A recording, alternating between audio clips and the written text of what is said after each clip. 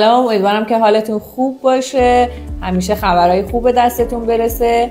امروز هم با 2 خبر خوب اومدم که بهتون بگم که تبریک میگیم به یکی از کلاینت های عزیزمون که پیکاپ ویزاشون انجام شد و امروز با خوشحالی به دفتر اومدن تا از زبان خودشونم بشنویم که کارشون به چه صورت انجام شد. سلام عرض میکنم به فالوورای خانم حسینیا و تیمشون. خیلی ازشون متشکرم. این دومین بار هستش که خانم حسینیا زحمت کارای منو کشیدن و دستشون درد نکنه.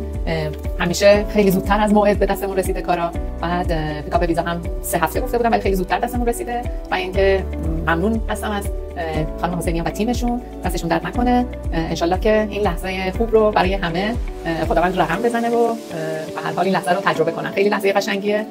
واسه هم ممنونم از خانم حسینیا و دوستان.